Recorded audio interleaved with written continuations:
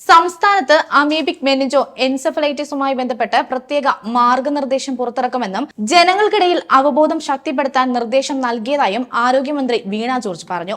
മൂക്കിനെയും മസ്തിഷ്കത്തെയും വേർതിരിക്കുന്ന നേർത്ത പാളിയിൽ അപൂർവമായി ഉണ്ടാകുന്ന സുഷിരങ്ങൾ വഴിയോ കർണപടലത്തിലുണ്ടാകുന്ന സുഷിരം വഴിയോ ആണ് അമീബ തലച്ചോറിലേക്ക് കടക്കുകയും മെനിഞ്ചോ എൻസെഫലൈറ്റിസ് ഉണ്ടാവുകയും ചെയ്യുന്നത്.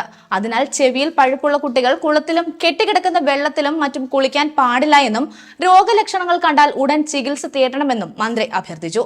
ആരോഗ്യവകുപ്പിന്റെ ഉന്നതതല യോഗത്തിൽ സംസാരിക്കുകയായിരുന്നു മന്ത്രി. അമീബിക് മെനിഞ്ചോ എൻസെഫലൈറ്റിസിനെതിരെ ജാഗ്രത പാലിക്കണമെന്നും കെട്ടിക്കിടക്കുന്ന വെള്ളത്തിൽ കുളിക്കുന്നതും വെള്ളത്തിൽ ഡൈവ് ചെയ്യുന്നതും പരമാവധി ഒഴിവാക്കണമെന്നും വാട്ടർ തീം പാർക്കുകളിലെയും സ്വിമ്മിംഗ് പൂളിലെയും വെള്ളം കൃത്യമായി ക്ലോറിനേറ്റ് ചെയ്ത് ശുദ്ധമായെന്ന് ഉറപ്പാക്കണമെന്നും വീണ ജോർജ് പറഞ്ഞു.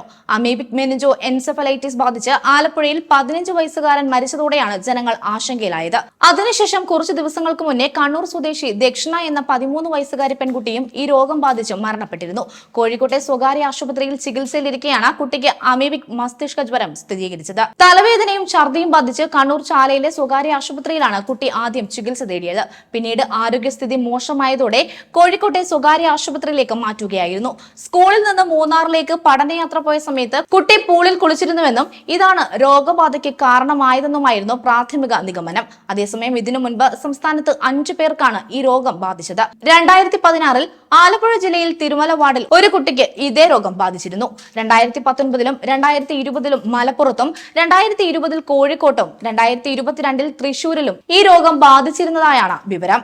കെട്ടിക്കിടക്കുന്നതോ ഒഴുകുന്നതോ ആയ ജലസ്രോതസ്സുകളുമായി ബന്ധമുള്ള ആൾക്കാരിൽ വളരെ അപൂർവമായി കാണുന്ന രോഗമാണ് അമീബിക് മെനിഞ്ചോ എൻസെഫലൈറ്റിസ്. ഈ അപൂർവ രോഗത്തെപ്പറ്റി ശാസ്ത്രീയമായ പഠനങ്ങൾ വളരെ കുറവാണ്. ലോകത്ത് ഇത്തരം വെള്ളവുമായി സമ്പർക്കത്തിൽ വരുന്ന 10 ലക്ഷത്തോളം പേരിൽ 2.6 പേരിൽ മാത്രമാണ് ഈ രോഗം വരുന്നതെന്നാണ് കണക്കുകൾ സൂചിപ്പിക്കുന്നത്. സാധാരണയായി നെഗ്ലേറിയ ഫൈലറി എന്ന അമീബ വിഭാഗത്തിൽപ്പെട്ട രോഗാണു തലച്ചോറിനെ ബാധിക്കുമ്പോഴാണ് രോഗമുണ്ടാകുന്നത്. ഈ രോഗം മനുഷ്യരിൽ നിന്ന് മനുഷ്യരിലേക്ക് പകരില്ല. കെട്ടിക്കിടക്കുന്ന വെള്ളത്തിൽ ജീവിക്കുന്ന അമീബ മൂക്കിലെ നേർത്ത തൊലിയിലൂടെ മനുഷ്യ ശരീരത്തിൽ കടക്കുകയും തലച്ചോറിനെ ഗുരുതരമായി ബാധിക്കുന്ന മസ്തിഷ്ക ജ്വരം ഉണ്ടാവുകയുമാണ് ചെയ്യുന്നത്. ജലത്തിൽ സ്വതന്ത്രമായി ജീവിക്കുന്ന അമീബ ഒഴുക്കില്ലാത്ത ജലാശയങ്ങളിലാണ് പൊതുവെ കാണുന്നത്. നീർച്ചാലിലോ കുളത്തിലോ കുളിക്കുന്നത് വഴി അമീബ വിഭാഗത്തിൽപ്പെട്ട രോഗാണുക്കൾ മൂക്കിലെ നേർത്ത സുഷിരങ്ങൾ വഴി ബാധിക്കുന്നു. മനുഷ്യന്റെ ശരീരത്തിൽ കടക്കുകയും തലച്ചോറിനെ ഗുരുതരമായി ബാധിക്കുകയും എൻസെഫലൈറ്റിസ് ഉണ്ടാക്കാൻ ഇടയാവുകയും ചെയ്യുന്നു. രോഗാണുബാധ ഉണ്ടായി 1 മുതൽ 9 ദിവസങ്ങൾക്കുള്ളിലാണ് രോഗലക്ഷണങ്ങൾ പ്രത്യക്ഷപ്പെടുന്നത്.